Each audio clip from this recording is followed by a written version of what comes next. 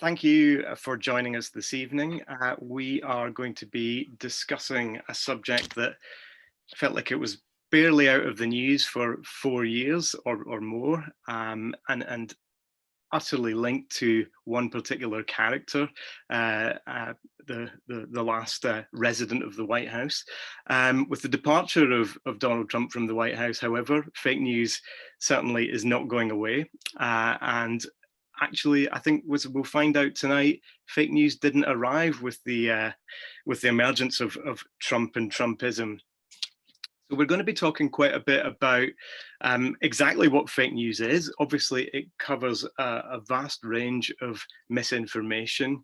And we are fortunate enough tonight to have a really fantastic panel of speakers. Dr. Nick Anstead has just completed a book with Sage about this subject, fake news in the post-Trump era.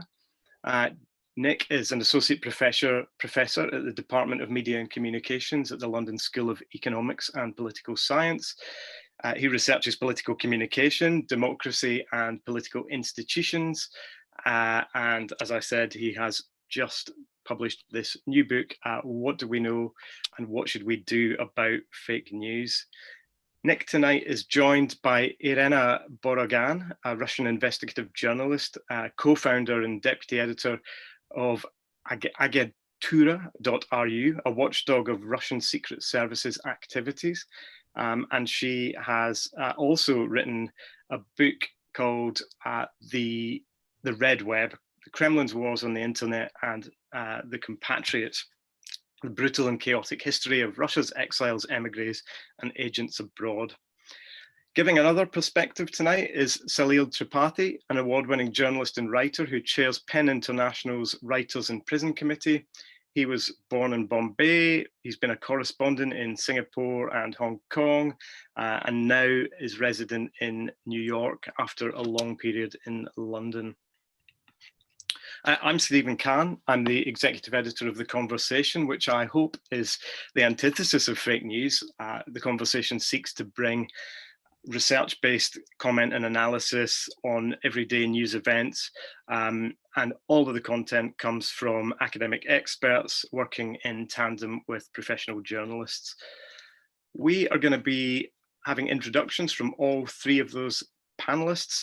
We're then going to take questions as part of a normal Q&A, and there will also be questions from the chair. So we look forward to having engaging and lively debate with lots of contributions from you, our viewers. So thanks for joining us. And Nick, could you kick things off tonight? Thank you, Stephen. And also a big thank you to Sage for organising this event and this panel. When I was thought about writing this book, the first question I think one really had to answer is, what is fake news? And it's one of those sort of strange things where, as you mentioned in your introduction, Stephen, it's a term that is everywhere, has been everywhere for the past few years. But I think that the risk is in some ways that ubiquity makes it actually harder to usefully define a term because it's being used for lots of different things. And in fact, a lot of people have argued, in fact, for that reason, that it isn't a useful term. So in the UK, for example, the Select Committee on Digital Culture, Media and Sport, which has done a lot of good work and research on misinformation, explicitly said in its final report that they didn't think that fake news was a useful term. Now, needless to say, I do actually think it's a useful term, and I think a case can be made for it being a useful term. The problem you have when you start to define the term is that there are really two different meanings of it in circulation. And the first of these is, if you like, the thing that a lot of people are concerned about, which is misinformation, for want of a better term, inaccurate news that's circulating in the public space. So what I would term fake news as misinformation. And then the second problem is what I would call fake news as populist rhetoric. So this is, for example, when someone like Donald Trump says of CNN, "You're fake news." So how then can we put together these seemingly diametrically opposed uses of this term. And I think the answer I come up with in the book is what unifies them is they reflect a particular situation in contemporary liberal democracies. And in particular, what they reflect is a situation where the traditional purveyors of information, those we previously might have trusted, or those who we might have even deemed to be giving us the truth, have lost the trust of the public. And essentially, if you go back in time, what you would have found is that what would sometimes be called the mainstream media or the traditional media had the ability to police the boundaries of debate. That ability has disappeared. And if you work with this definition, these two types of fake news, the fact that this misinformation can circulate and exist, and also the fact that these institutions can be attacked by being called fake news by populist figures, start to fit into at least a single pattern. And I think this also helps us with another question, which is important if you start to ask about fake news, which is, well, what's new, right? Haven't politicians always lied? Why is this a particular term that's relevant at the moment? And if we start to see what's driving this as a crisis in institutional authority, in other words, a crisis of people who once had the ability to define what the boundaries of debate was, but no longer have that ability, then we can say, there is something that's going on that's distinctive in this place and this moment. It's not, by the way, an unprecedented historic event.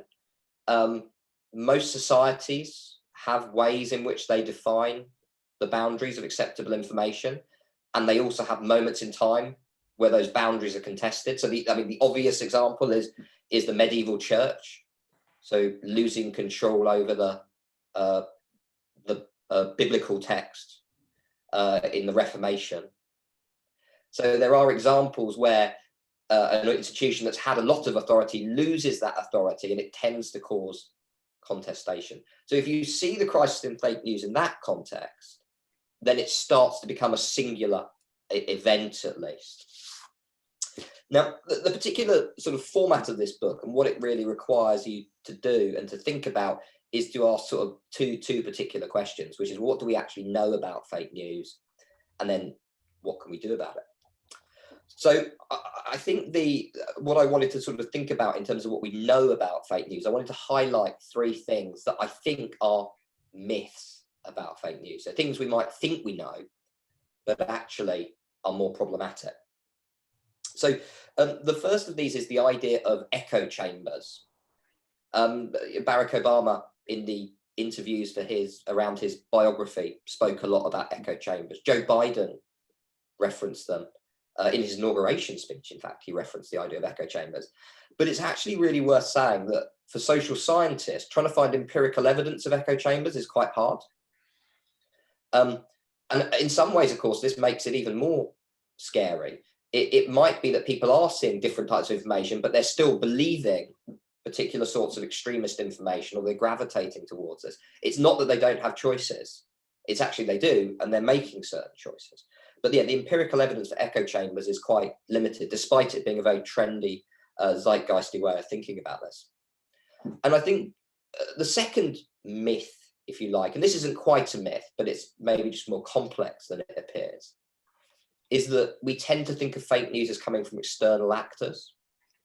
So we think of, for example, teenagers in Macedonia who are making money by posting fake news. We think obviously of Russian involvement in the 2016 American election or the Brexit vote.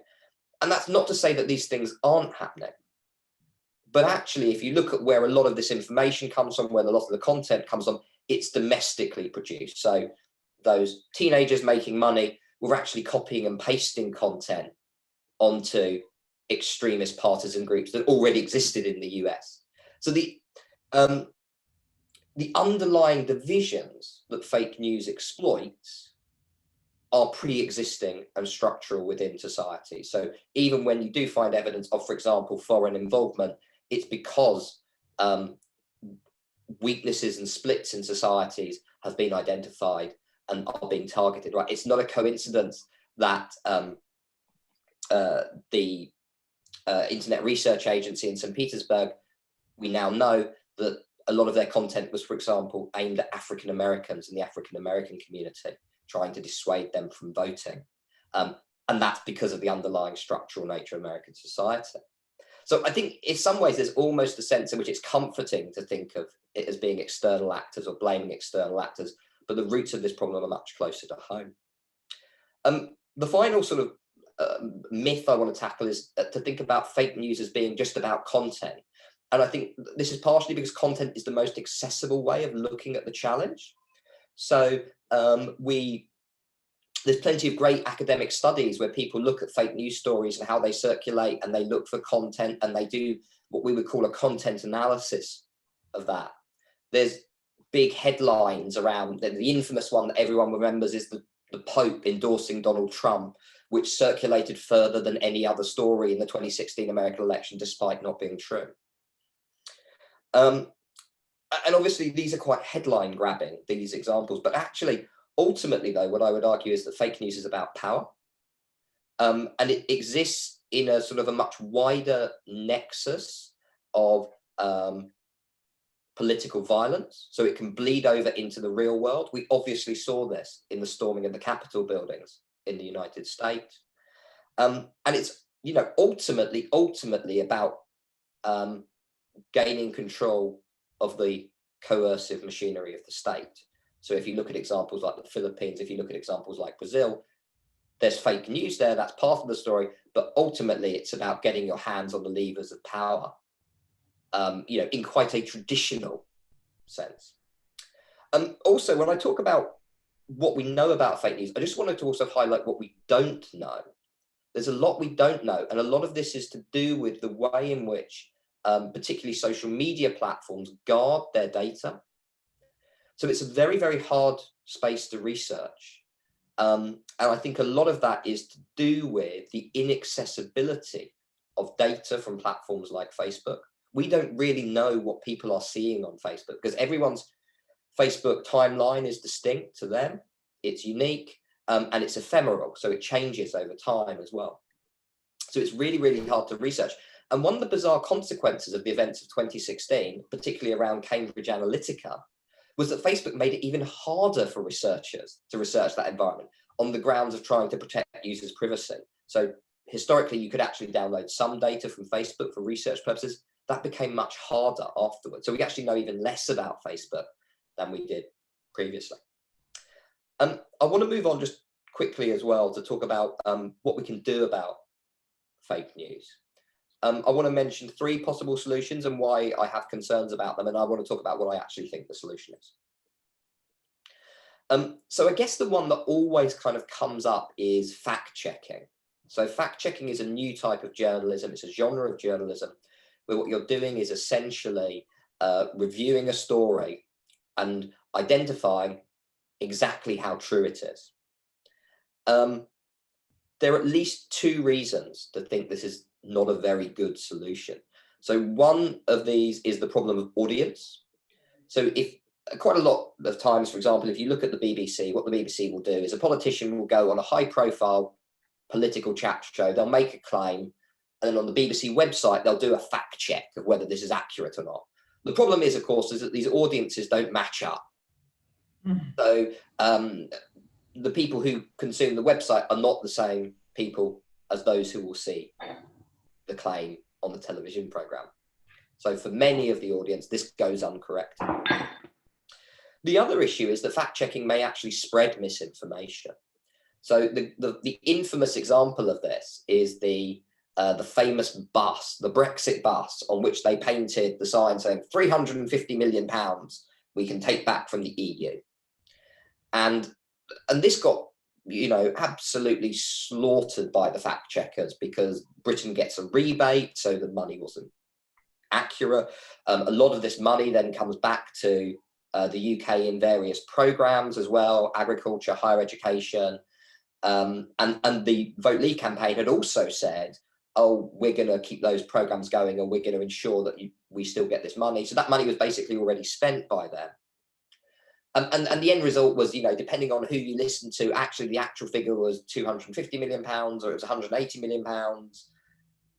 And what this essentially boiled down to, though, was for the average voter watching a political discourse, was an argument between people in suits having a fight about two extraordinarily large sums of money.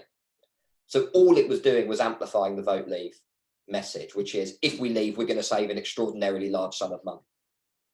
So the sort of minutiae of fact checking was asymmetrically helping one side in this debate. And certainly if you read accounts of that referendum, they were delighted every time this debate took place. They were delighted every time their facts got questioned, because it just amplified that claim still further.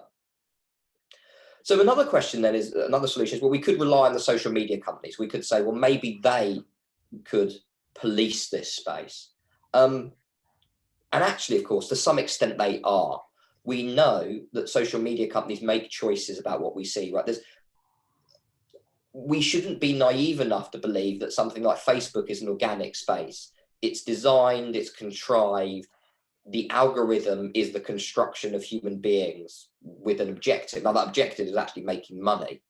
But it's decisions that decide what you see. So they can change those decisions, and they do sometimes. So there has been definitely tweaking of that algorithm to demote certain types of content. There's no doubt about that. The question, though, we should be asking, and obviously recent events highlight this even more, is do we actually think this is the sort of power that should be vested in the hands of a single entity, a company the size of Facebook?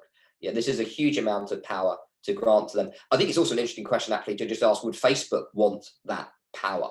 There is an argument to say that, so obviously what happened in Australia was, to some extent, Facebook attempting, and obviously there was a financial issue there, but Facebook in some ways trying to say, right, we just don't want anything to do with this. And I think there was certainly an argument after the 2016 American election that if they could have opted out of politics, they almost would have, because it was causing them such a headache. And they kind of don't want that responsibility either, potentially. But I think there's certainly a wider societal question about whether we want to vest that power in a corporation. So the third solution is government regulation. So I guess the sort of the most famous example of this is probably in Germany. So in Germany, the government there has taken quite an aggressive stance around removing illegal content. And it is illegal content in particular they're interested in, with very, very high fines potentially imposed on social media companies that don't do this. It's not a coincidence this has happened in Germany, because Germany is a country with a tradition of policing content. Certainly post-war Germany is a country with a tradition of policing content as part of its denazification program. But the risk here is what you do is you end up with overzealous social media companies then taking down things that aren't illegal. In other words, they become very risk averse, and they actually take down content that should be within the law. And of course, the second risk here is, if liberal democracies are doing this sort of thing, it makes it much, much harder for them to argue with social media companies and with authoritarian regimes that these spaces should be open in other contexts. And it's interesting, of course, that there are plenty of examples of authoritarian regimes around the world that use the language of fake news to police the internet and the online space, anti-pressure social media companies. So then what is the solution to this? And I think ultimately the solution is one that is what I term in the book a discursive solution. It's not about institutional tinkering necessarily, or even sort of quite grand regulation, but it's about thinking about how citizens relate to particular institutions, democratic institutions, broadly understood. So elections, political parties, the media. And really it's about creating and attempting to create a new sense of legitimacy among those institutions. And that can't be backward looking. We can't necessarily recreate. In fact, we certainly can't recreate the sort of democracy of the 1950s that people often idealize. Instead, what we need to do is think about new ways. And that probably does mean a more pluralist form of democracy, moving beyond the sort of managed pluralism that existed in the mass media age to a form of democracy that is more open, and is more open to different ideas and different voices and different groups. But then how do you, within that, build structures of trust that allow people to engage with debate and experience different ideas, and then think about how those different ideas interact with each other, and weigh those different ideas up against each other. And that's obviously a huge challenge. But I think ultimately, much more than any of the sort of what I would sometimes term sticking plaster fixes the problem of fake news, things like fact checking, it is these deep institutional discursive changes that are required. Thank you very much indeed, Nick. That was really fascinating. Again, you nod to this sense that Donald Trump, the Brexit campaign are really synonymous with the term fake news. Irina, of course, you have lived in Moscow, you're now in London, but are an expert on the regime of Vladimir Putin and his use of misinformation, disinformation. Could you elaborate for us on some of your findings with regard to what has happened in Russia in recent history, but also what's happening now, and where has the attention of the Kremlin shifted since the last US election? Thank you very much for your question. And as Nick rightly noted, that when we're talking about disinformation and fake news, we think of Russia. And that's true. Russia is a well-known leader of spreading spreading fake news and disinformation, and the Kremlin created a huge industry of spreading disinformation and fake news. It consists of different parts. It consists of troll factories, which is everybody knows what are, and troll factories was created particularly for the purpose of spreading misinformation and fake news on social media. It also consists of media outlets set up only for the purpose of spreading fake news and disinformation and attacking the Kremlin's opponents.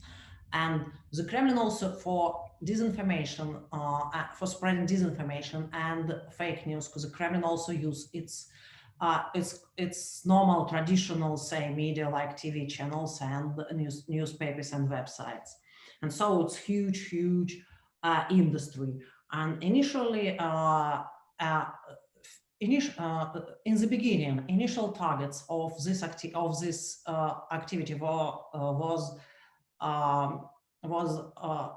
Western audience on Facebook, on Twitter, and other social media. But after this campaign attracted so much attention from the Western media, the Kremlin was encouraged by this, and the Kremlin spread this practice and launched a lot of disinformation campaign inside Russia, in Russia, and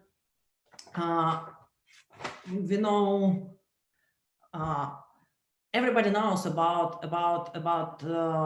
Internet Research Agency and some troll factories in St. Petersburg, but it's not the only entity of this type in Russia. There are a lot of trolls factories across Russia, and there are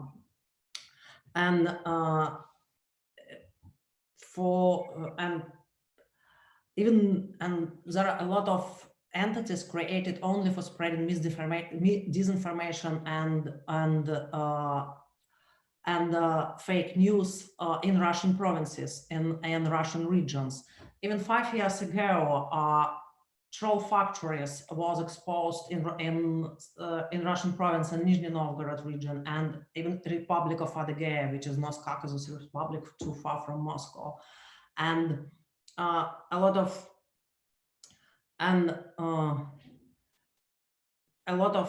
entities have been exposed in dozens of Russian regions. And the effect of this disinformation campaign was understood by the Kremlin as a huge success, that this practice, that governors decided to follow this practice, governors of Russian regions, and many governors set up the disinformation entities like Internet Research Agency. And you know that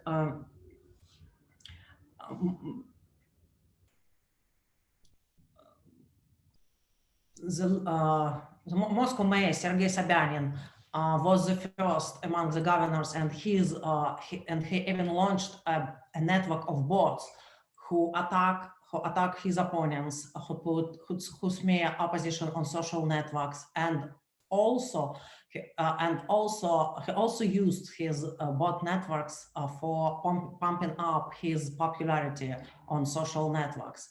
And many Russian governors do the same. According to the independent research which was conducted in 2019, the number of fake followers of Russian governors on Instagram is 50%. Like the average number is 30%. But Moscow mayor Sergei Sobyanin, he is a leader of this race, and according to this research, he has 50% fake followers on his Instagram account. So he was exposed. This information became publicly available, and he did nothing. He did nothing. He didn't stop. He didn't cease this activity. He didn't stop. He didn't eliminate his fake followers botnet. It is still alive, and it is still active. So I mean that exposure is a good thing, investigation is a good thing, but it does not work in any case, at least in Russia, where the authorities are not accountable to anybody. And of course, I feel that I have to say a few words about coronavirus and fake news on coronavirus. You know that Russia was a participant of coronavirus race, and Russia created its own vaccine called Sputnik V. And that's why the Kremlin put a lot of efforts to undermine confidence in Western vaccines like Pfizer's, AstraZeneca, and others. And it used a lot of social media to undermine the confidence in the vaccine. And let me give you one fresh example of this.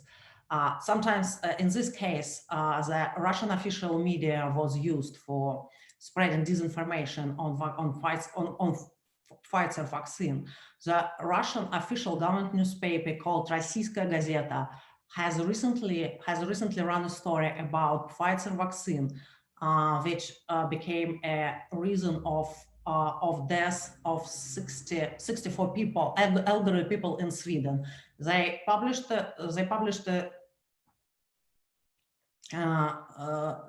the story was about that people died because of side effects of Pfizer vaccine after being vaccinated, and they even put a reference to the primary source, which was Aftonbladet, a Swedish newspaper.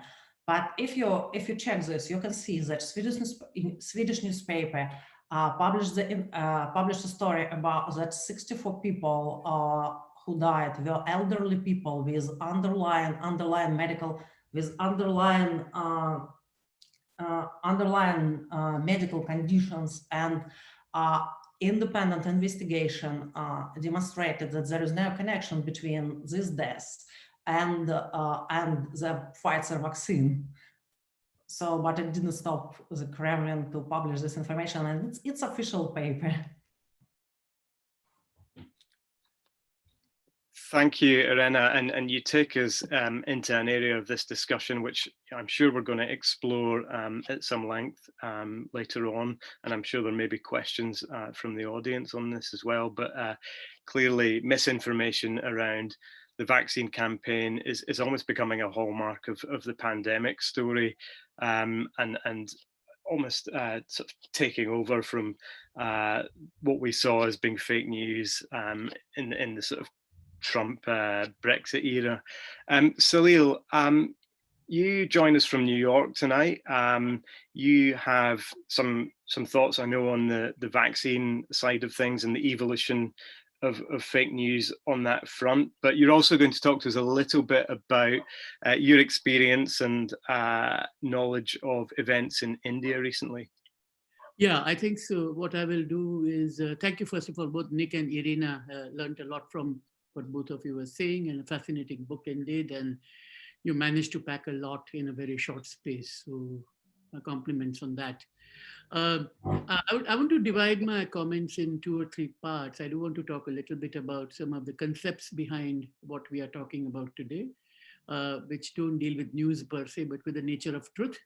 But then I do want to talk about what I know from what's happening in India, a little bit about Singapore and Myanmar, and then also talk a little later about the vaccine and what it means to show that it goes beyond politics. It is linked to politics, but it goes beyond politics. And I think essentially, and I think Nick, you allude to that at many places, and Irina, your work also shows that to us, that a lot of conversations, a lot of debates that we are having around the idea of fake news deal with the whole nature of power.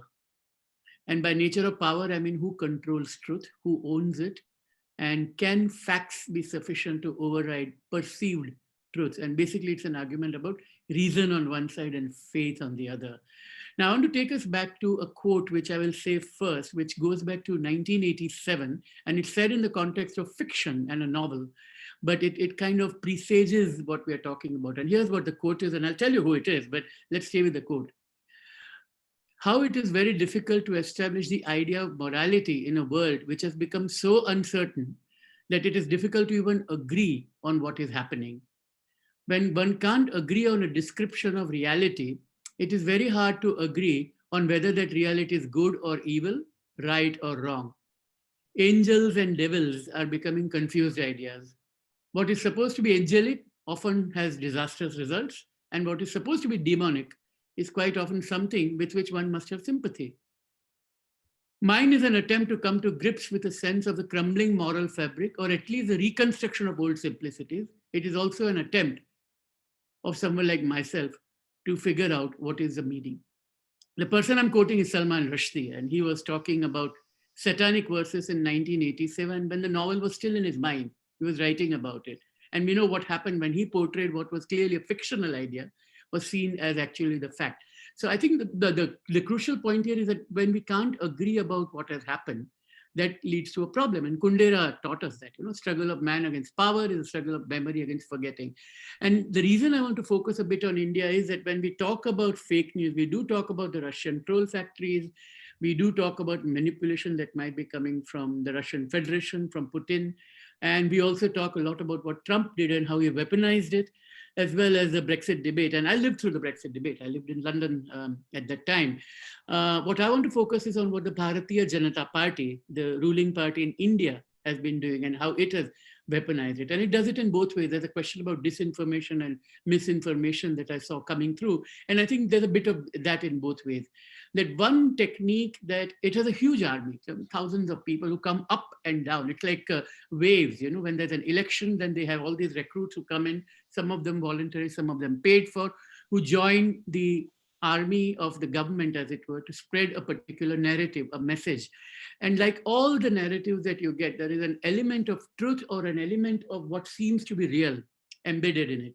And as soon as that happens, what happens is that people think it must be true because certain aspects of that are true.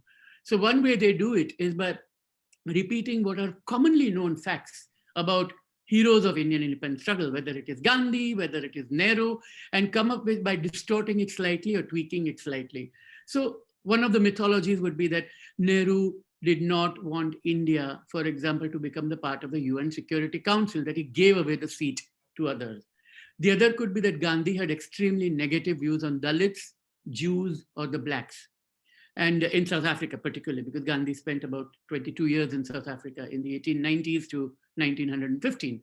And the third part would be something such as how Nehru gave himself India's highest honor. Now, all of these things are factually right. Yes, Gandhi did say a few things about the blacks. Yes, Nehru was the prime minister who was actually given India's highest honor while he was a prime minister, and so on. But when you dig deeper, and Twitter doesn't do nuance, right? So when you try to dig deeper, you realize that it's a much more complicated story. Gandhi was an evolving person. His views changed over time. Today's Gandhi would abhor what Gandhi said in 1915, for example. So there are issues like that, but that nuance is not possible. So there are all these ideas that are being repeated to undermine the heroes of the past. So there is that kind of misinformation and disinformation going on. And the idea behind that is to create a new narrative, because that is the aim that, and India has a very large young population. The big significant event in Indian history in the last 30 years, probably the 1990 destruction of the mosque in Ayodhya. And you have a large number of people who are voters in hundreds of millions who weren't even born when that happened. So forget about people not born at the time of independence, 1947. You have a context in which people weren't born even in an event that is 28, 30 years ago. And therefore it is easy and possible to create a narrative which becomes acceptable, use the power of virality, WhatsApp, and spread those stories, claim that somebody is actually eating beef. Now, there are laws in India against cow slaughter, but there are no clearly stated laws, or at least there were no laws until 2015 and 16, which said that you could not keep beef at home in your refrigerator, or that you could not consume beef. There was nothing about that. And yet you spread that rumor through WhatsApp, and loads of people turn up there, and there have been lynching murders that took place after that. Another person would see somebody being kidnapped and say, oh, these people are Muslims who are snatching away Hindu kids. And then there would be this whole mass that would turn up. And there have been many, many cases, probably running into dozens, if not hundreds, of cases of murders through lynching of these kinds of incidents. So there is a very lethal impact of that at a mass level. Like, it's not one leader necessarily controlling it, but a narrative that is being created around that, run by thousands and thousands of volunteers around the world. Again, there is an instance in 2019 when there was a terrorist attack against an Indian army convoy in Kashmir, which swayed the voting, and 40 Indian soldiers died. It's a very mysterious incident because people still don't know what happened there. But after that, a picture emerged of Rahul Gandhi, the leader of the opposition Congress party, standing next to a person who was claimed to be a suicide bomber. Now, it was a fake image, but it was sufficient to create the narrative that the opposition party, the party that fought for India's freedom, Congress, was actually supporting terrorists. And there are cases upon cases like that where images are used, images of Hindus being persecuted in Bangladesh, for example, or Pakistan, and shown as though these incidents are happening in India. I mean, Myanmar also capitalized on that, where you had cases where of Buddhist monks being killed in other parts of the world, but shown as though Rohingyas were doing those atrocities on them. So taking images out of slices and then creating a narrative around it, using Twitter and WhatsApp and other means to spread that message wide, far, and extend it everywhere.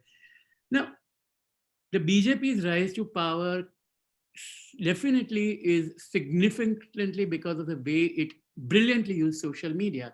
And now it is turning against it. And therefore it is just today, I've not looked at the full policy yet, but they've come up with a policy against offending sentiments and preserving the national order and so on. A new law is finally coming into place. Now, of course, it was aimed to restrain exactly the entities that Nick was talking about, the Facebooks and Twitters of the world. But in some ways, if you look at it, the spread of the viral spread in India has less to do with Facebook and Twitter and far more with WhatsApp. And so, I mean, unless you really dig into it and try to figure out what the source is, and whether that kind of information can even realistically be controlled. And could somebody who is perpetrating it himself or herself be in charge of its regulation? That becomes a very interesting question here, and we don't know about that. Then there are harmless stories to show that, the current Prime Minister, Narendra Modi, who has something like 46 million or something huge number of followers on Twitter, and now that Trump is no longer on Twitter, he may be the politician in the world with the largest following on Twitter. I mean, I'm not sure of the facts, but it may be that he's the one with the largest following on Twitter.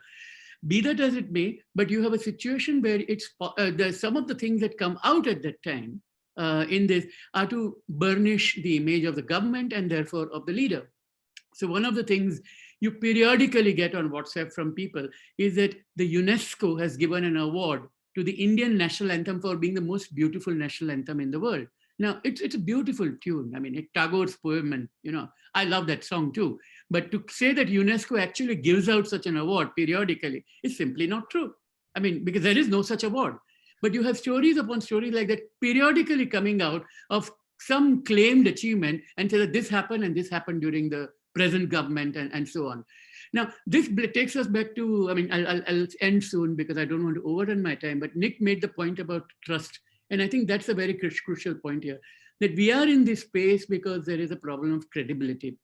When I was a reporter in Singapore, I remember I had a colleague and she had reported out of China earlier. She's American Chinese. And she's the one who actually told me that, when you don't believe the printed word, you start believing the spoken word. I mean, you've been in Russia and this will resonate to you too, that, because closed societies have that you believe the rumor because you cannot believe. What was the joke? There is no Izvestia in Pravda and no Pravda in Izvestia, right? There's no truth in the news and no news in the truth. That used to be the Cold War era joke about it. And I think there is a bit of that here, that people started losing trust in traditional media, and therefore they thought what was being suppressed had to be right. And what was suppressed was being available in a much more seductive way through social media. And the problem there again is that we are relying on companies which do not have skills, expertise, mandate, or authority to rule on these. Governments can't be trusted, but nor can companies be trusted, is the point I want to make. And finally, on coronal, and again, this is, I mean, on coronavirus and vaccines, and this is, I'll end with this, but it's again outwardly a minor example, but it can create a very complicated and difficult situation for doctors. Again, in India, the example is from India. There's a yoga instructor called Ramdev. He goes and calls himself Baba Ramdev, and he has a huge business empire called Patanjali Group. Now, he has come up with what he calls an Ayurvedic, which is a nature-based medical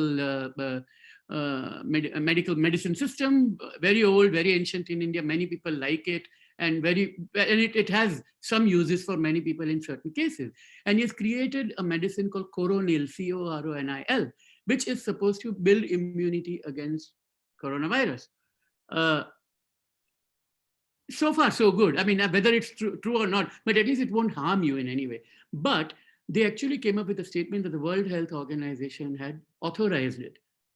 And that became a story. It was a national network and private channels and so on. It took the WHO a few hours to issue a denial about that, but the denial will get lost. What was that Miltonian line, right? It was, or was it Swift, that truth is still trying to get its act together and the lie has gone halfway around the world. So that's the world we are in.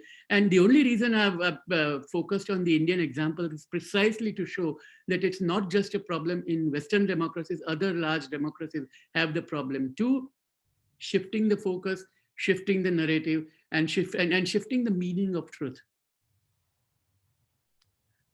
Thank you very much indeed, Salil. And I think, yeah, you clearly touch on a key point there with regard to the speed at which misinformation travels and becomes accepted as fact. That's clearly been the transformational effect of technology in recent years.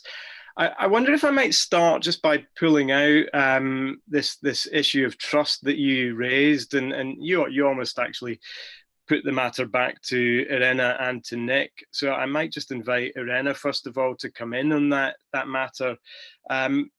Is this issue of trust fundamental to has it created the fertile conditions for misinformation to take seed? And are journalists, the media, partly to blame for that having happened? And what can the media do now? What can we do now to try and correct that? You know, in Russia we have very special media landscape, because most of popular all TV channels are under the Kremlin control, and all traditional printed media who are now moved online, they're also under the Kremlin's control. So, and most of them are used for spreading disinformation and fake news. And because like 50 or 60, even now, 60 or 50% of population still are getting news from TV channels and pro-Kremlin traditional media like newspapers and magazines. So to some extent, they still, they still believe what this media say. Of course, if you are talking with people on the streets, they always say we don't trust the authority, we don't believe what the media say us. But if there is the only source of information, what does it mean? It means that you believe this. Even there is no trust, this only source of information for you. So, but fortunately today, social media and a lot of content produced by independent investigative journalists put on YouTube and on social media became more and more popular among especially young population.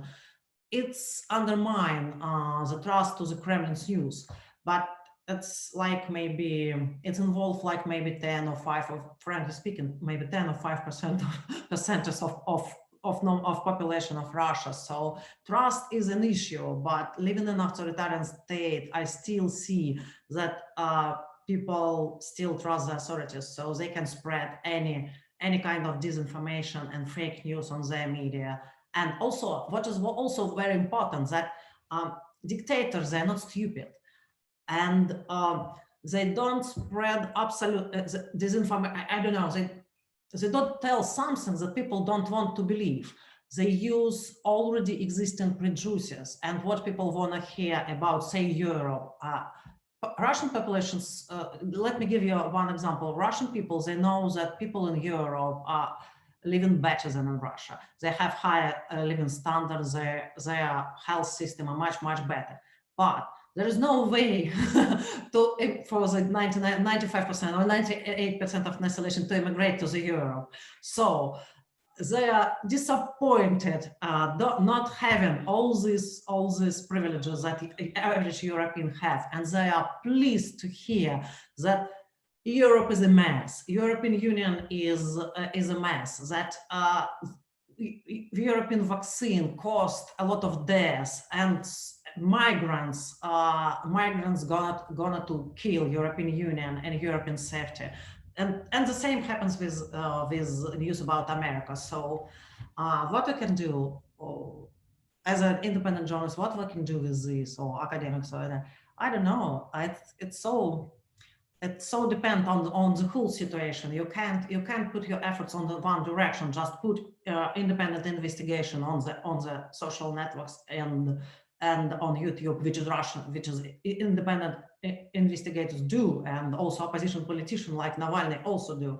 But it's not, you can do this and you have to do this, but it's not enough, because environment is huge and complicated. And trust is the most the most complicated thing in such kind of a society. We don't believe into institutions, and also don't believe to opposition politicians, because they don't believe that they are independent. Because when you are in complicated and authoritarian, live in complicated and authoritarian society, it's not the same as here in the UK or in Europe or in the United States, because a lot of elements are just disappearing. They just don't exist. And I guess, of course, the social media channels that are obviously been demonized a lot in the West clearly offer a platform to challenge the purveyors of fake news in Russia. Yes. Nick, I wonder, could I bring you in on this issue of trust, please, and the role of the traditional media, Yeah, specifically in the UK? Yeah, I think there's a couple of observations to be made here. One is the sort of general story about trust, which is we trust the media less, the traditional media less. That figure fluctuates, it does jump around, but if you kind of draw a best fit line, it's kind of a downward curve in most liberal democracies. I think the thing that Irina hints at, which is actually sort of, I think is a general pattern, that the debate about social media is different in different contexts as well. So in some countries where you maybe have more government control over media or authoritarian regimes, you actually find a sort of different contest on social media where it's also used by activists who oppose those regimes. So it provides a space for counter narratives to emerge. I suppose the other thing I should say, which is just a general structural thing about where people get their news from, which is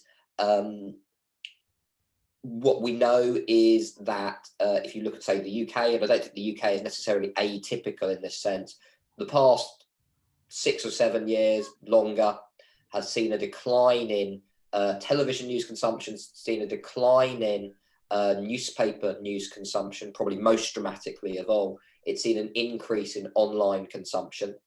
That's a slightly messy terminology because obviously some of that online consumption is produced by newspapers. So people might well be reading The Guardian or the New York Times online. So we're getting our news from different places. I mean, I think the interesting question about trust is it can kind of go two ways. So one is people are ceasing to trust certain institutions. By the way, the BBC is still the most trusted institution in the UK. It's just less trusted than it was. Most trusted media institution in the UK, just less trusted than it was.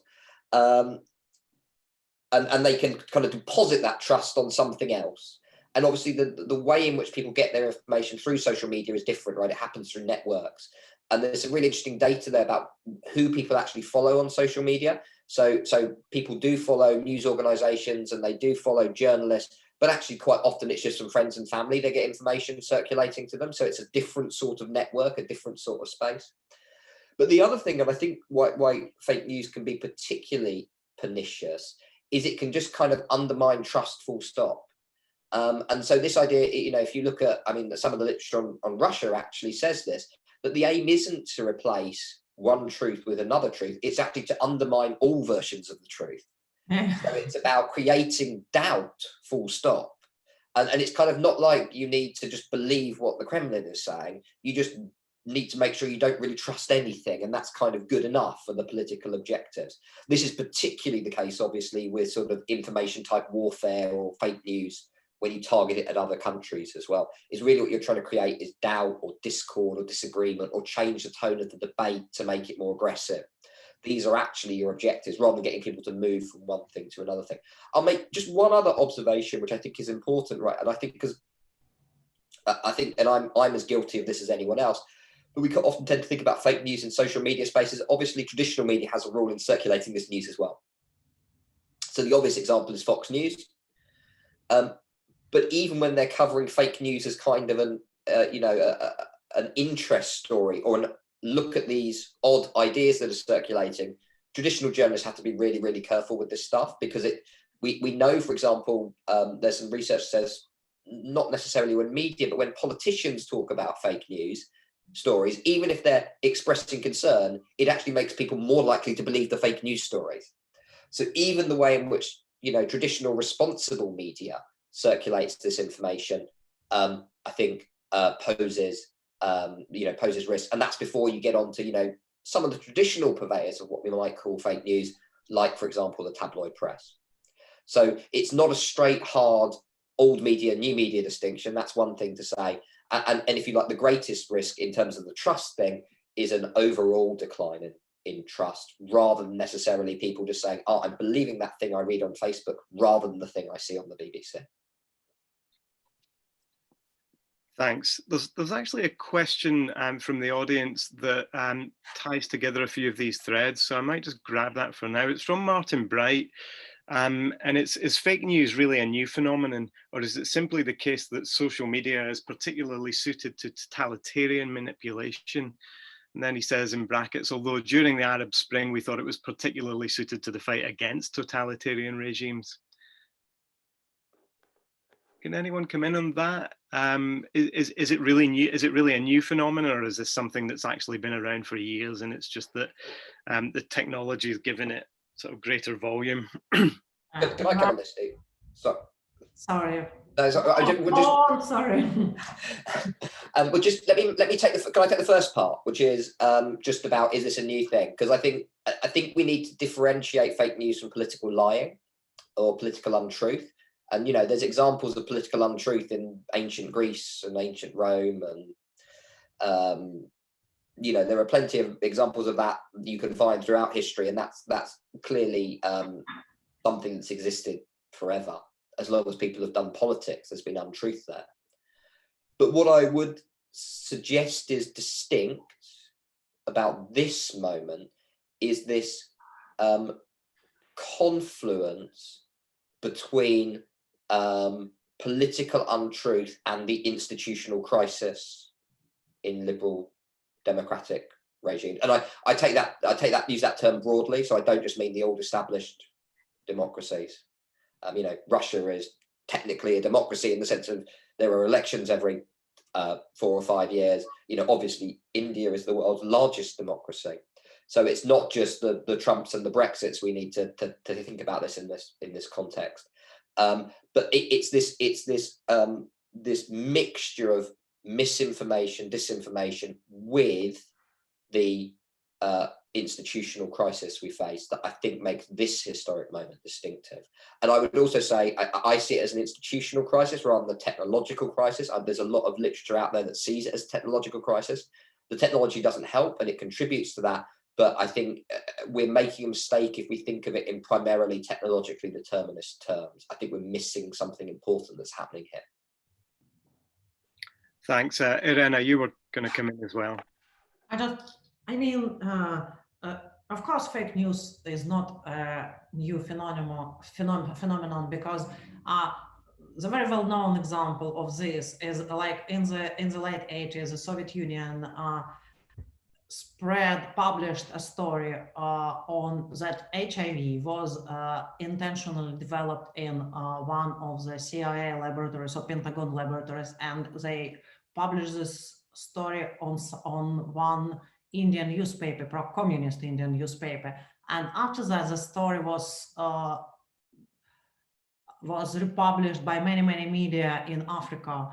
And this crazy information, back then it spread across Africa. And I asked my African colleagues, and in some African countries, it is still, people still believe that HIV was produced by CIA in order to infect African population, because you know that African population are suffering from the HIV much more than European population and American population. So it was of course it was part of intelligence operation, but today we can, because back then they have to have a deal with a newspaper, with journalists, in order to and ask them to publish this information. Now you don't need to do this. You don't need to involve any kind of intelligence services. You can just put this any news on social media, and it will be circulated momentarily across the world. Thanks. Salil, fake news, nothing new? Yeah, I mean, I agree with the Greek and Roman example that Nick was giving. I can give examples from the Mahabharata, of the use of fake news as propaganda in Sanskrit literature. So it's, of course, used by people to secure specific advantages. I think, in response to Martin's point, I think what he's getting at, and I think we all know that, is the virality of it, and the speed and the scale of it. That in the past, all said and done, it wasn't that easy for news to get spread so quickly. But right now, I mean, literally, we are all so wired that anything happening anywhere within 6 hours, if you want to know, you will find out. The critical part is telling the truth apart from what is not the truth. And what I like about PEN America, for example, has been doing here in the US is a media literacy training, that it's, given its commitment to free speech. I mean, PEN America would not, or PEN would not say that ban something, out unless it causes imminent threat of violence and so on. But, how can we as consumers of the media equip ourselves to find out ourselves? Because we can't rely on foundation-funded websites which do fact-checking. I mean, they're great, and I'm glad they're there, but they exist because journalism failed. They exist because newspapers stopped having copy desks, which would do copy editing and sub-editing, as it's called in Britain, copy editing, as it's called it, and fact-checking. I mean, that fell apart, and that's why you had these. And we can't simply rely on. So how can we find out? And just because it's on the internet, it doesn't mean it's true. Try to see the original source and go to the library, and don't just rely on a PDF document. But these are luxuries, I know that. I mean, not everyone can do that, and not everyone would want to do that. Thanks, Salil. I've also been wondering, and perhaps I'd go to Nick with this first.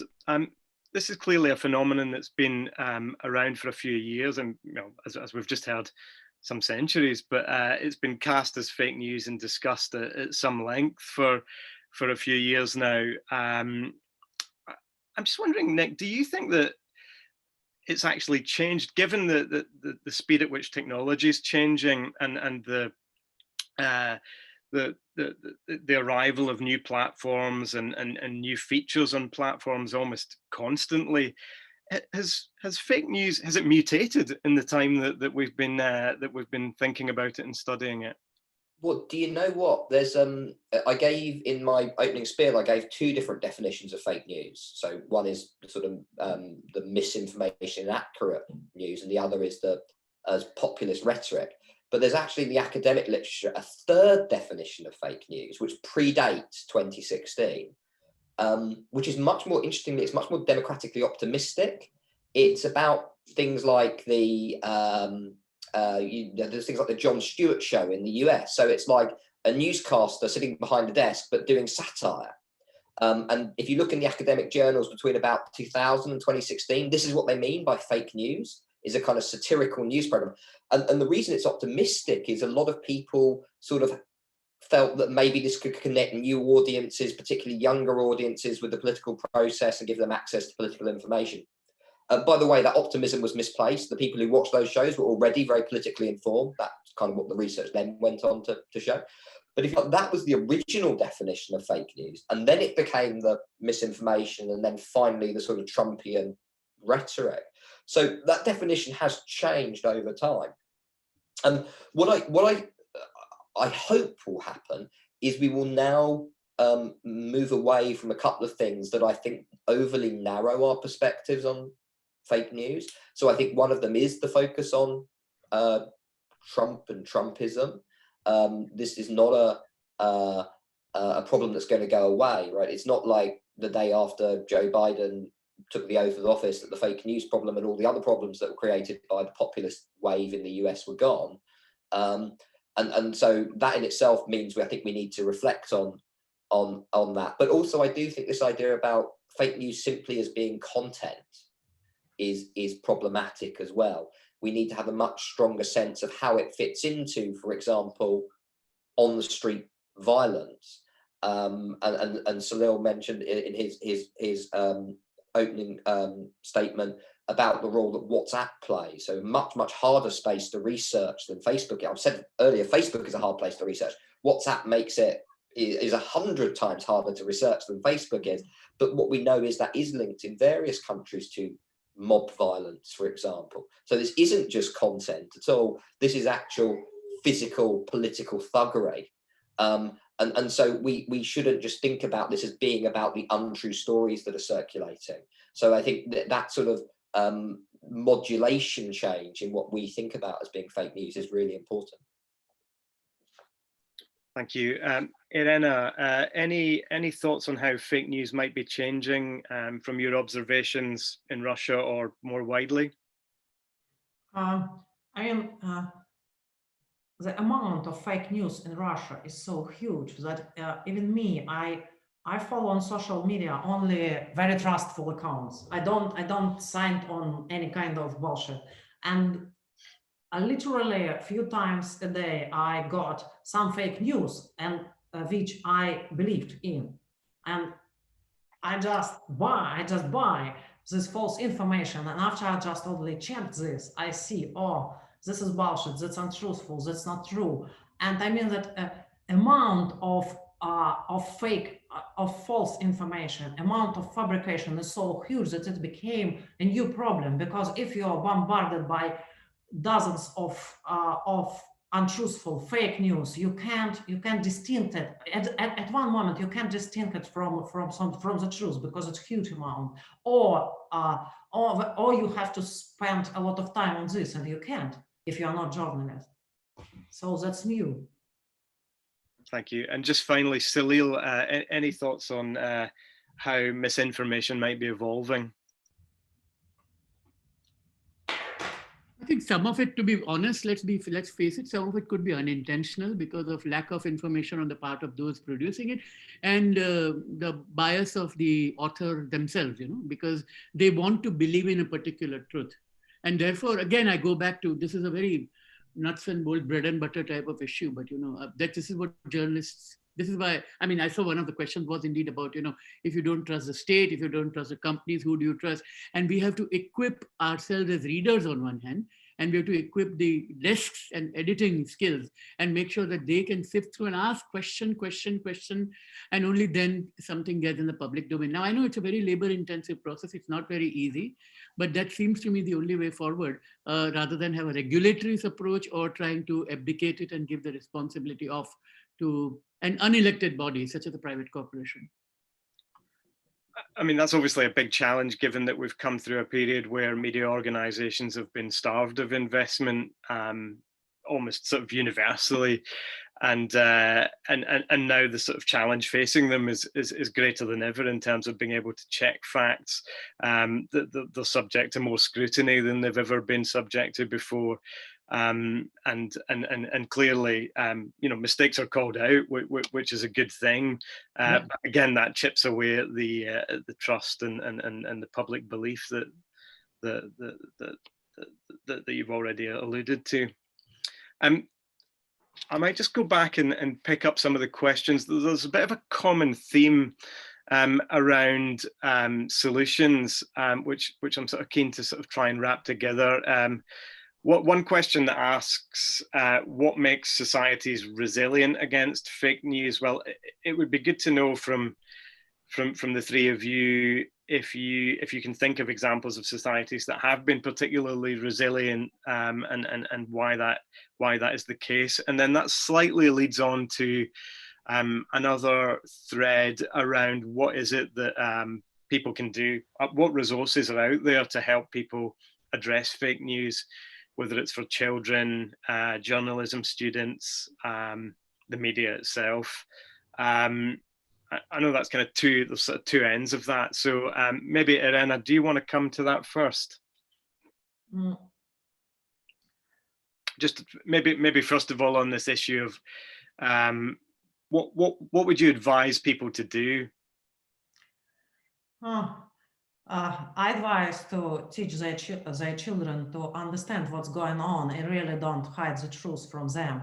Don't restrict them in consuming information on difficult issues in the world, on bad politicians, on war conflicts, on such terrible things like rape and sexual abuse. And that's only how they can understand this world and how they can not to buy all this bullshit which is pouring on them from everywhere. But I don't know how to do it. It might be very, very useful if teachers could organize some kind of fact-checking lessons in the schools, but it's complicated because I guess that I don't know what's going on in this country, in the United Kingdom, but in Russia, we don't have a lot of properly qualified people who can explain what is primary source, how to check information, and what can you believe or couldn't, how you can find out the truth. So, and I guess that this is the same, because usually people check information, they go on the internet, try to find try to check as some issues, and they just consume the first 3 or 5 lines which Google gave them, and that's all. So, but other things are complicated. So, but lessons in school might be just short course, like 5 lessons, how to find the truth using very, very, very simple and very, very, very bright example from TikTok or Clubhouse might be very, very useful for children. But I don't know what to do with adults, because they should understand. And they can't, they don't. Nick, you've already shot down fact checks. What, in the absence of those saving us from fake news, what resources or lessons or other tools might be available to help us? I'll be much better equipped to answer this question in a few weeks' time, because I'm just doing a very big literature review of any sort of media literacy interventions. And so we're going to look at sort of the various bits of literature that actually attempt to use media literacy interventions to help people deal with fake news and identify it. But I think it's such a cliche, isn't it, to always say, well, which countries are good at this? And the answer is invariably Scandinavia. But obviously, I think that the sort of poster boy example at the moment is Finland, where they're working very, very hard on media literacy in schools. You know, and I don't necessarily want to make a political point, but it's interesting, obviously, in, for example, the United Kingdom, we have a government that does occasionally have a little side swipe at the idea of media studies as an academic discipline, when, of course, actually studying the media seems to be one of the most important things you could possibly do at this moment in time. So I think that disjunction is maybe slightly telling. But what I guess I come back to is, I think, well, again, when is it that fake news is effective? And I'm being careful with my words here, because I think effective and measuring effective is difficult, right? Did fake news win the election for Donald Trump? Well, who knows? How do we unpick the causation there? Did fake news undermine and damage American political discourse and deliberation? I think absolutely we can say it did do that.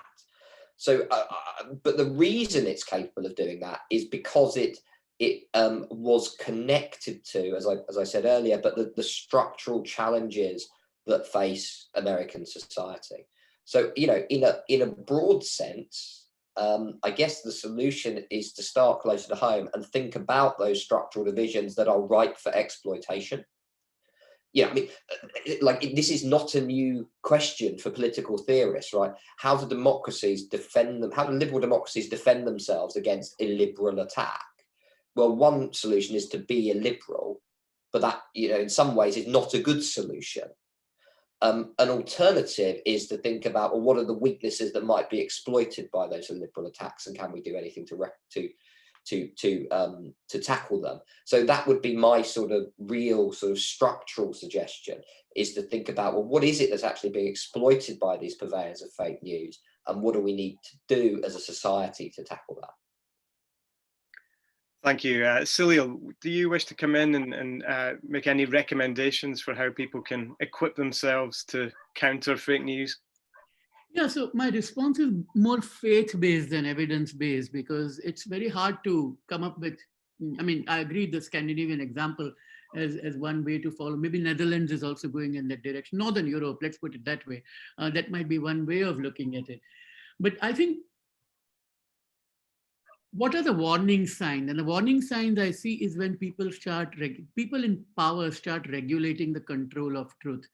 So I start getting very worried when people in power start regulating the media, because it means they don't want alternate views to come. Now, I grant and accept that some of those alternate views could be propagandist, could be lies, could be racist, could be xenophobic, and so on. But those can be countered with counter arguments.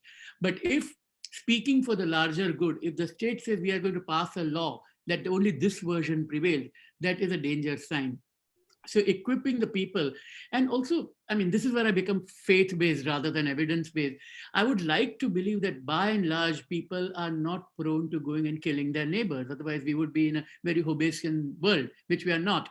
I mean, we do, I mean, there's a lot of cooperation, there's a lot of spirit of give and take and compromise, even among, people who have studied Hutus and Tutsis after the Gacaca trials, in Rwanda, and they've gone back and seen that people are able to live. I've seen it in myself in Cambodia, where people who have lost their families in the Pol Pot here are able to somehow reconcile and move on. So I don't think it's innate decency. And I think if people are equipped with all the alternatives available of information and their sources, then if they care to look for it, then that will be available to that. So I think it becomes a faith-based argument that it's possible to sway people, but with more rather than less information. And as soon as the government says we are going to control it and, in 20 to 72 hours or something, take down this content or else you go to jail, then it is time to worry. Salil, I wonder if I could just stay with you for a moment, because you touched on this theme of trust within the media and resource within the media in particular. And there's actually a question, a not unrelated question, about how might you characterize the current evolution of opinion masquerading as news. So I guess the sort of conflation of opinion and news, which we've obviously seen a lot more of in recent years amid an explosion of news sources, but possibly even in some of the traditional titles, as the volume of content has grown dramatically. I'd be really eager to hear your thoughts on that, and maybe also just to give it a bit of context, that with regard to the current debate around vaccines, which Irina touched on earlier, there's clearly been a lot of quite emotive reporting about vaccines, a lot of it infused with kind of national pride, a lot of it fueled by claims, sometimes quite defensive claims from politicians, briefings that are made off the record that then fuel articles that are kind of difficult to actually sort of pin down the truth within those articles, and then they're not properly retracted. Fundamentally, what most people would regard as bad journalism, but then kind of ends up as a sort of totem of misinformation and I guess fake news. There's a lot there, of course, Salil, but would you mind just kind of getting into that a little bit?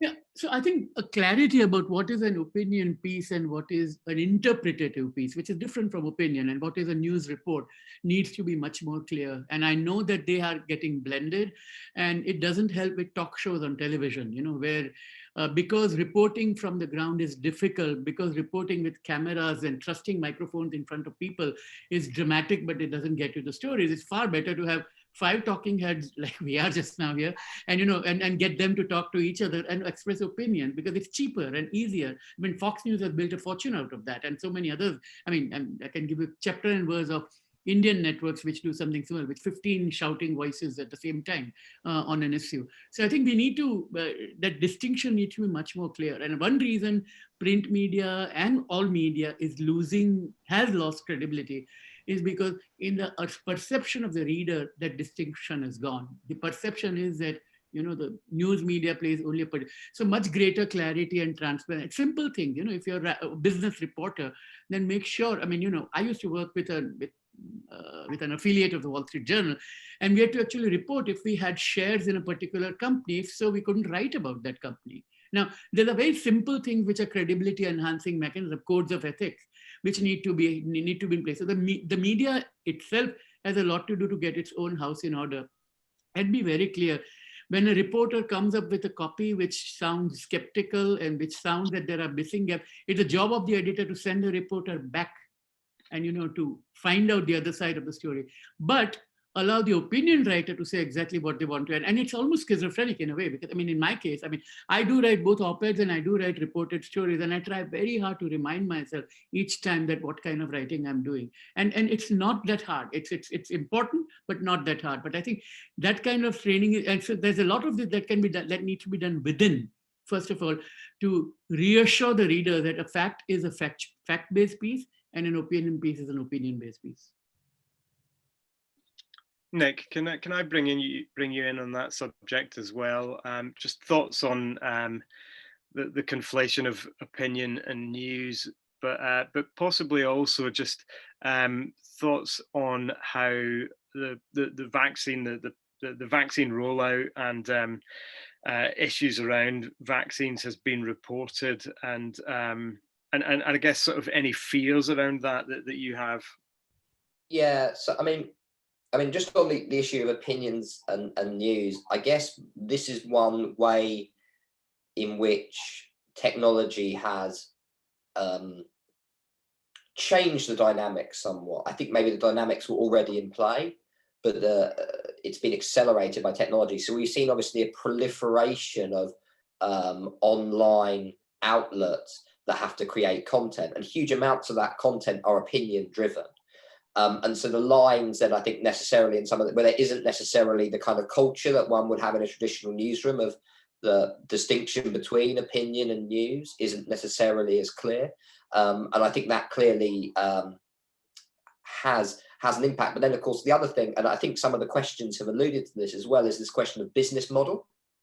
So obviously what you have, particularly in an online environment, is by which I mean an online environment, it might be a traditional newspaper like The Guardian or The Washington Post or whatever, but you have a business model that is based on clicks. And actually, particularly for a publication like The Guardian, which doesn't have a paywall, then clearly there is a click business model there. And so certain types of content might rise to the top of the listings, and so maybe particular types of opinion journalism are rewarded in that sense. I think the question about vaccines is really interesting, and I guess going back to Irina's comments right at the beginning of this event, I was really fascinated. There was just looking at a list online where different vaccines had been licensed and were being used. And you can see the sort of geopolitical lines emerging there. So, you know, there are a number of countries in Latin America or in Africa or some parts of Asia that are using both Sputnik and Sinovac, which is the Chinese vaccine. And then the sort of the traditional definition of the Western world is using Pfizer or AstraZeneca. AstraZeneca is actually the interesting one because it kind of crosses into different spaces a bit more.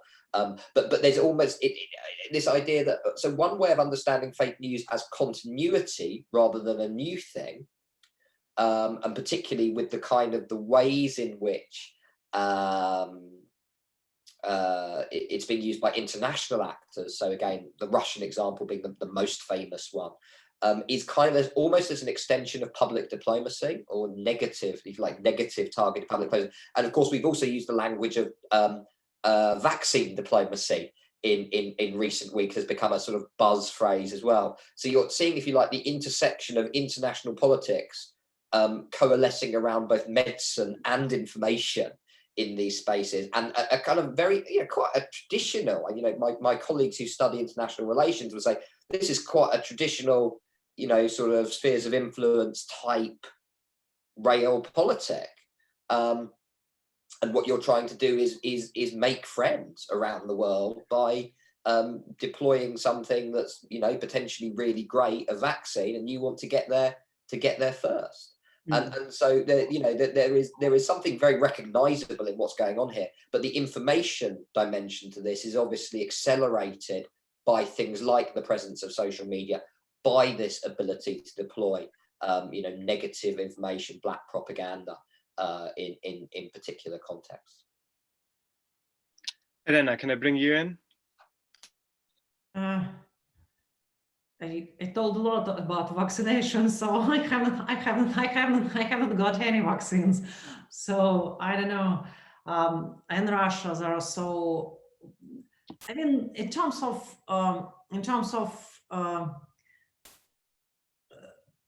propaganda of Sputnik V, Putin is winning because most of my liberal friends they already got Sputnik V jab, and people think that something very surprising happens in Russia with information about this vaccine, because people who are advertising this vaccine, Sputnik V, they are pro-Kremlin media and trolls on social networks and so far and so on. But people who are gonna take this vaccine and already took it, they are liberal people, and most of them don't like Putin at all. And vice versa, normal people who voted for Putin, they are very, very skeptical of this vaccine. So this is the first time when I faced with the effect of propaganda, which was not counted by the Kremlin. The effect is vice versa, because at our hospitals they are full of liberal people and educated people who wanted to take this vaccine, but like average normal population, very, very skeptical.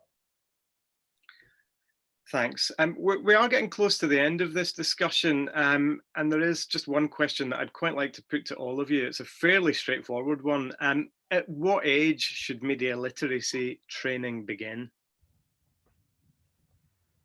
Nick? Sorry. Sorry, Irina.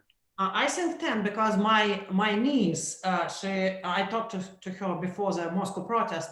She made a huge scandal with her parents because she wanted to go to the protest. I asked her, how did you know about that? Nobody discussed such an issue at home. But she told me, I went on TikTok and I saw hashtag free Navalny. Then I go to Google and checked what's going on, and I know, oh, there is a huge protest, very interesting, huge event. I have to be there, 10 years old. So, and it comes from TikTok, mostly bullshit social network. Thank you. It's 10 years old then. Nick, higher or lower? But do you know what? I don't have any particularly strong opinions on this. I'll leave that to my colleagues who do research this very precise fact and are much more knowledgeable about when that can actually have an impact and be meaningful. But what I would say is at the other end of the scale, I don't think it should ever stop, because we do have some evidence that if you look at, particularly in the United States, a lot of the people who share fake news are slightly older people, and particularly on Facebook. So I think there's a really interesting question, which is slightly different from the question. I'm doing that thing where I'm answering a different question from the one you asked because I didn't really know how to answer the one that you asked. But I think there is a really interesting challenge here about how do you, in such a rapidly moving media environment, how do you provide media literacy education for people when they're not in a traditional educational setting? Because, you know, if something new comes along when you're 55, 65, 75, you still need to learn how to use this and how to use it critically and how to find diverse information on there. So it's a slightly different challenge, I would say, you know, because in some ways the schoolroom is a very easy place to provide media literacy education, much harder when people have left that space. Salil, when should media literacy training be starting and finishing? I think it's really about when we want people to be able to tell between right and wrong and correct and incorrect. And that's what we teach children fairly early. I mean, I'm not sure of the age. I mean, it could be 10, it could be 7.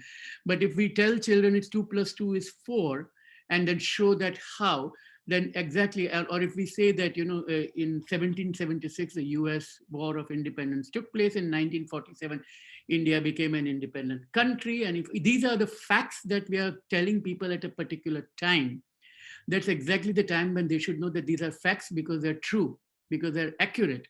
And starting at that level, rather than keep it separately as an optional subject when they're 16 or 17, when they've heard from a whole lot of other people.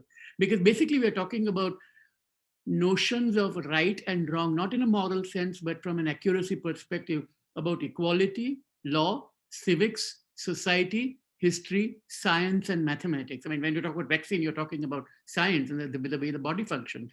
And those things are actually being taught very early. So at that time, rather than being merely drilled down to show why this is right, why is a Newton's law actually a law and not a theory dreamt up because an apple fell on his head, for example? I think that's probably the way forward, which means starting very, very young. Now, how young it is, I don't know, but I completely understand what Nick said about people who are older are resistant to the idea of, and they're the ones who, Facebook in America and WhatsApp in India, tell you things that, oh, Jawaharlal Nehru was actually a Muslim, or he was actually a British agent.